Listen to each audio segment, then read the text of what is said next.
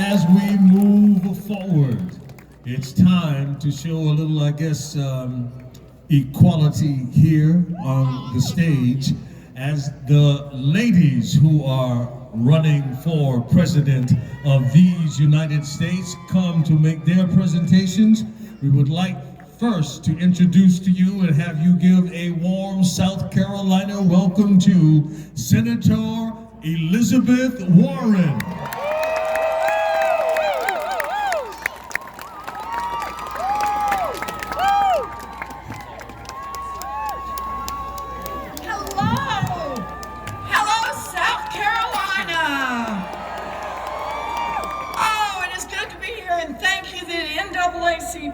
And thank you.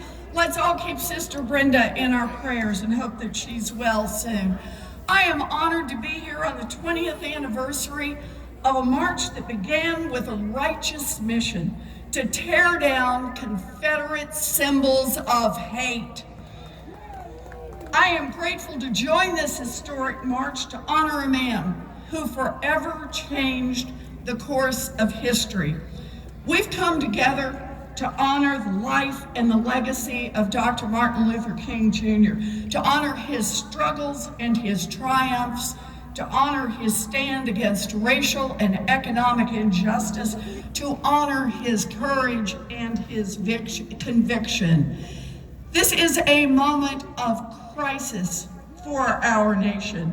Our economy has been hijacked by the rich and the powerful. Our government has been hijacked by the rich and the powerful. Our democracy has been hijacked by the rich and the powerful. Look anywhere around you. The racial wealth gap holds back black families all across this nation. Tax breaks favor the rich. Toxic wastes are dumped in communities of color. And people getting stopped by the police are denied the right to vote because of the color of their skin. The list goes on. Housing and healthcare and childcare, and a criminal justice system that tears apart black and brown families and has no accountability. We are in a fight for a country that works not just for the rich and powerful, but that works for everyone. Yes, we are in a fight, but I am here this morning with a heart filled with hope. Because while there's a lot that's broken, we still got our voices and we've still got our votes. And in a democracy, that means we decide what happens next. As I travel this country, I see firsthand the dream Dr. King imagined more than 50 years ago. Today, I march down this street with optimism because I feel hope, I see hope. America is ready to move beyond this dark moment of Donald Trump. America is ready not to go back to an old system of racism and economic injustice that was broken long before Donald Trump showed up. America is ready to go forward, to write the next chapter of our history. The next chapter, that will be an America where health care is a basic human right. That will be an America where safe and affordable housing is available and no one sleeps on the streets. That will be an America where young people trying to get an education don't get crushed by student loan debt. That will be an America where black entrepreneurs will get the same access to funding as white entrepreneurs so their businesses can grow and flourish. That will be an America where black mothers are not at greater risk of death simply because they are black. That will be an America where a run-in with law enforcement doesn't cost you your life because of the color of your skin.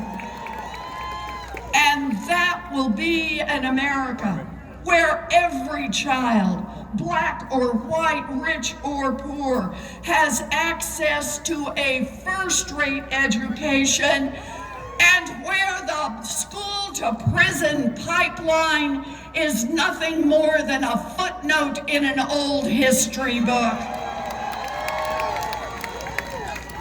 And here is the best news, that America is within our reach.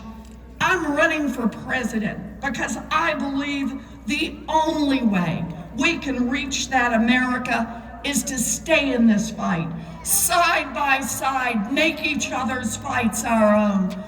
You know, I grew up out in Oklahoma and my daddy ended up as a janitor, but his baby daughter got the chance to be a public school teacher, to be a college professor, to be a United States Senator, to be a candidate for President of the United States of America. I am grateful, deeply grateful, and I am determined. I will fight my heart out so that every person gets a real chance in this life, a chance to build something solid. I know this is a hard battle, and I know many people think we can't win, but I am reminded of Luke 18 and the parable of the persistent widow. You remember her? She went back time after time to insist on justice. She didn't give up. She was a fighter. Jesus told his disciples they should always pray and they should never give up on their fight for righteousness. The Lord calls us to action. The Lord calls us to this fight. And like the persistent widow who won her fight even in an unjust world, I believe that if we work together, if we pray together, and yes, if we persist together, we will overcome. It is a great honor to share this day of remembrance of Dr. King with you. So thank you, and please keep me in your prayers.